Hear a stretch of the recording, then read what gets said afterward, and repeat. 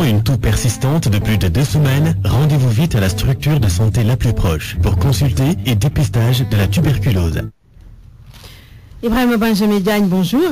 Bonjour, Bintou Diallo. Drame de l'immigration clandestine, 8 Sénégalais meurent au large de l'Espagne. On craque sous les vagues, les deux Zodiacs comme un lac tue en vrac 8 aventuriers. Ce drame de l'immigration nous est conté par l'Observateur, le quotidien de l'immobilier. Les Mandour informent qu'ils étaient 13 à bord de ces deux Zodiacs et 8 personnes sont mortes et leurs corps pêchés au large des côtes espagnoles. Parmi les victimes, Toumani Sagna, Abdou Ngom, Ibrahim Fati. Et c'était hier qu'ils avaient quitté le quartier Bohalef pour se rendre au vieux port de Tanger, où le danger guettait les clandestins. Un sentiment de dédain anime donc Sud Quotidien qui décrit aussi Hambourg en danger. La petite côte est confrontée à la drogue, à l'alcool et au vol à main armée, ce que notre confrère de Sacré-Cœur appelle la folie de la délinquance, avec les bandes armées qui dévalisent en plein jour les commerces. Des bandits à col blanc font la pluie et le beau temps, mais ils sont traqués, nous dit Enquête, qui s'intéresse à la traque des biens mal acquis avec ce titre sur les traces des milliards. Le journal de Point E note que le secret bancaire n'est plus convaincant.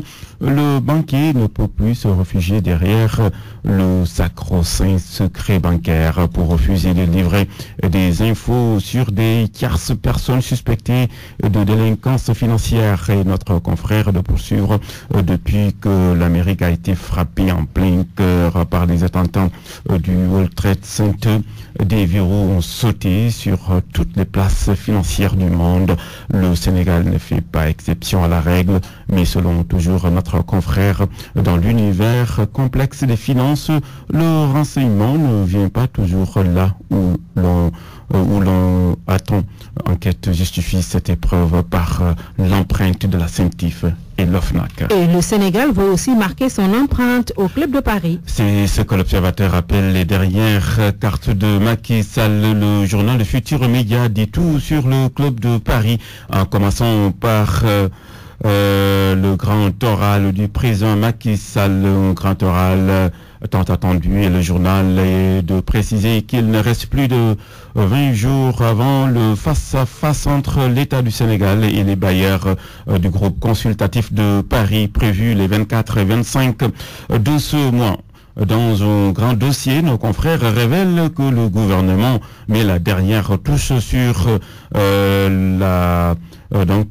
sur le dossier du plan Sénégal émergent qui concentre les projets à présenter pour décrocher les 1853 milliards de francs CFA nécessaires à leur financement.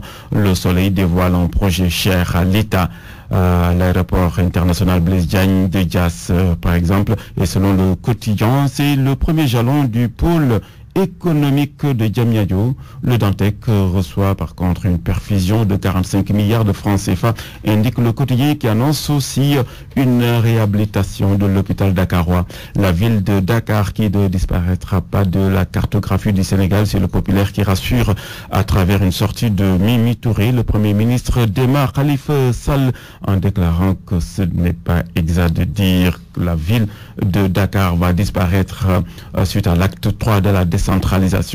Elle va bien sûr continuer à exister d'après Aminata Touré comme entité globale. La balle orange rebondit. Les Lions seront au mondial. Note directe info, 305 millions de francs CFA pour lever la sanction de la FIBA, écrit Walfadjri qui jubile. Le Sénégal sera bel et bien au mondial basket 2014. Binta. Merci beaucoup Ibrahim Benjamin Diagne.